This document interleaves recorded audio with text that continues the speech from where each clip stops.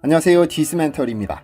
약 2년 전 미국 로스앤젤레스 카운티 교통국이 전동차 공급 사업의 최종 낙찰자를 발표했습니다.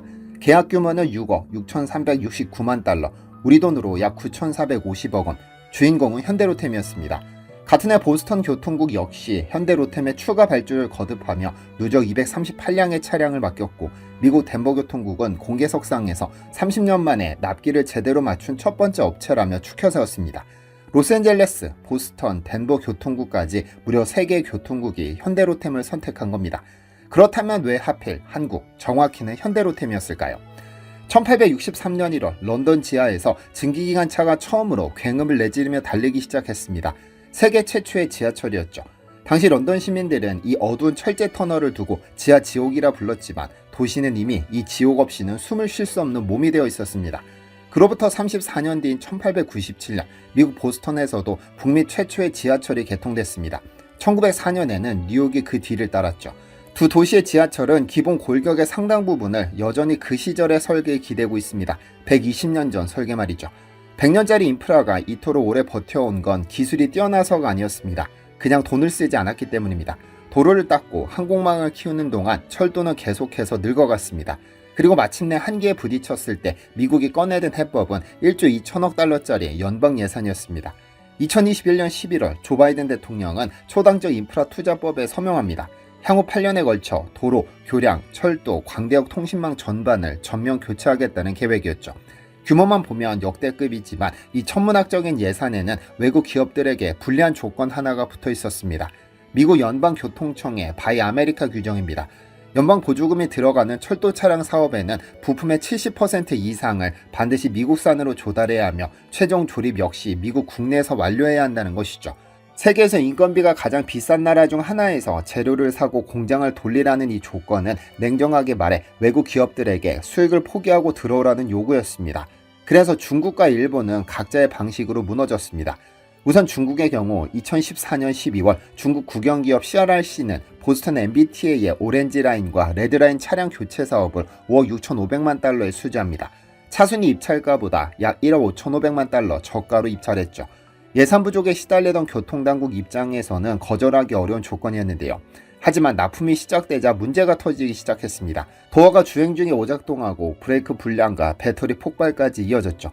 MBTA는 결국 중국에 공식 서한을 보내 16개 항목에 달하는 결함을 공개적으로 지적하게 이르렀습니다. 납기 지연도 습관처럼 반복됐습니다. 하지만 중국의 결정타가 된 것은 2019년 발효된 국방수권법입니다. 연방 보조금으로 중국 국영기업의 버스와 철도 차량을 구매하는 것을 전면 금지한다는 내용이었죠. 감시 카메라와 통신 장비를 통한 안보 우려가 핵심 근거였습니다. 이 법으로 중국의 미국 철도 시장 진출 시도는 사실상 막을 내렸습니다. 중국이 퇴장한 자리에서 일본은 쾌재를 불렀을 겁니다. 적어도 2021년 10월 12일 이전까지는 말이죠. 그날 오후 워싱턴 블루라인의 로슬린과 알링턴 사이 터널 구간에서 열차 한 편성이 쿵하고 탈선했습니다. 승객 187명을 태운 가와사키 제작 7000 시리즈 8량 편성이었죠. 다행히 대형 인명피해는 없었지만 이 사건이 촉발한 후폭풍은 어마어마했습니다. 당국은 즉각 7000 시리즈 전 차량에 대한 정밀 점검에 들어갔고, 충격적인 사실이 드러났습니다. 748량 전체에서 바퀴 이상 징후가 확인된 겁니다. 워싱턴 메트로 안전위원회는 2021년 10월 17일 7000 시리즈 전 차량의 운행 즉시 중단을 명령합니다. 748량, 전체 운행 차량의 약 60%, 미국의 수도 지하철이 하루아침에 절반 이상 멈춰선 겁니다. 조사 결과 탈선의 직접 원인은 바퀴 이탈로 확인됐습니다. 바퀴가 축 위에서 조금씩 바깥으로 밀려나면서 궤관보다 넓어졌고 결국 선로를 이탈한 것입니다. 미국 시민들이 받은 충격은 대단했습니다. 신뢰는 한번 흔들리면 회복에 오랜 시간이 걸리기 마련이라 현대로템이 그간 쌓아온 실적들이 빛을 발하기 시작했습니다. 현대로템이 미국 시장에 처음 발을 디딘 것은 2004년입니다. 펜실베니아주 필라델피아에 미국 법인을 설립하고 2009년에 생산 공장을 건설했습니다. 남동 펜실베니아 교통국에 전동차 120량을 공급하고 이후 보스턴, 덴버, LA로 이어지는 북미 수주의 발판을 이 공장에서 닦았습니다. 현대로템의 전략은 피하지 않는다는 것, 바이 아메리카 규정이 요구하는 조건, 즉 부품의 70% 이상 미국 현지 조달과 최종 조립의 미국 내 완료라는 조건을 불평 없이 받아들이고 그 안에서 최고의 품질을 구현하는 것을 목표로 삼았죠.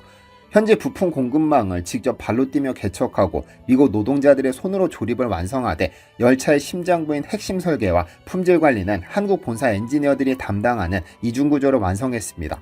사실 철도 차량을 만드는 일은 반도체처럼 나노미터 단위의 정밀함을 다루는 것은 아닙니다. 하지만 이 거대한 철덩어리가 하루에도 수백 번 승객을 싣고 멈추고 달리고를 반복하면서 단 한 번의 오류도 허용하지 않으려면 다른 종류의 정밀함이 요구됩니다. 공차 관리, 용접 품질, 배선 처리, 제동 시스템의 내구성 같은 것들이 있죠. 이 기준들이 조금이라도 느슨해지면 그 결과는 가와사키 7000 시리즈처럼 운행 중 바퀴가 스르륵 밀려나는 형태로 어느 날 갑자기 터널 안에서 나타납니다. 현대로템이 이 기준을 얼마나 엄격하게 지켰는지는 덴버 교통국의 발언이 단적으로 보여줍니다. 30년 만에 납기를 제대로 맞춘 첫 번째 업체입니다. 여기서 30년이라는 숫자는 중요합니다. 현대로템이 잘했다는 칭찬이기도 하지만 그 이전 30년 동안 미국 철도 시장에서 납기를 제대로 맞춘 업체가 없었다는 고백이기도 하니까요. 실적은 계속 쌓였습니다. 현대로템은 2008년 보스턴에서 첫 계약을 체결한 이후 2019년, 2024년 8월, 2024년 11월에 연속으로 추가 물량을 수주했습니다. 2024년 8월 계약은 약 2,400억 원 규모의 41량, 같은 해 11월 계약은 약 4천억 원 규모의 83량이었습니다. 보스턴에서만 누적 238량입니다. 2024년 2월에는 LA 카운티 교통국으로부터 약 6억 6,369만 달러 규모의 전동차 공급 사업을 수주했습니다. 그리고 2025년 9월 캘리포니아 리버사이드에 북미 최초의 철도 전장품 생산 공장을 준공하며 현지 생산 체계를 한 단계 더 끌어올렸습니다. 지금 현대로템이 바라보는 다음 목표는 뉴욕입니다.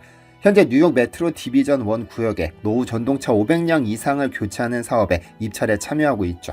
경쟁자들은 일본과 프랑스입니다만 그간 미국 내 실적을 바탕으로 수주하지 않을까 희망합니다. 1970년대 대한민국은 철도 차량을 스스로 만들 기술이 없었습니다. 선진국이 쓰던 차량을 수입하거나 기술을 받아와 조립하는 것이 전부였습니다. 그 시절 우리가 수입해온 차량들이 달리던 노선 위를 지금은 우리가 만든 차량이 미국 땅에서 달리고 있습니다. 이것이 대단한 이유는 세계에서 가장 까다로운 보호무역 장벽을 치고 자국산 우선을 외치는 나라에서 그 조건을 가장 충실히 충족하면서도 가장 정확하게 납품한 기업이 한국 기업이기 때문입니다. 중국은 가격으로 들어왔다가 쫓겨났고 일본은 수십 년의 신뢰가 무너지며 퇴장했습니다. 현대로템은 그 틈새를 파고든 것이 아닙니다. 가장 까다로운 조건 안에서 가장 오래, 가장 정확하게 버텨온 결과지를 받아든 것이죠. 어두운 터널 속을 묵묵히 달리는 은빛 열차, 그 위에 새겨진 이름이 한국 회사의 것이라는 사실을 매일 아침 보스턴과 LA와 덴버의 시민들은 모릅니다. 하지만 그 열차는 오늘도 제 시간에 출발하고 제 시간에 도착합니다. 이상 팩트로 산업을 읽는 디시멘터리였습니다. 시청해주셔서 감사합니다. 디시멘터리에서는 여러분의 제보를 기다립니다. 제 채널에서 다뤘으면 하는 뉴스 또는 널리 알려졌으면 하는 영상은 디시멘터리 네이버.com으로 제보해주시면 소중히 제작하겠습니다.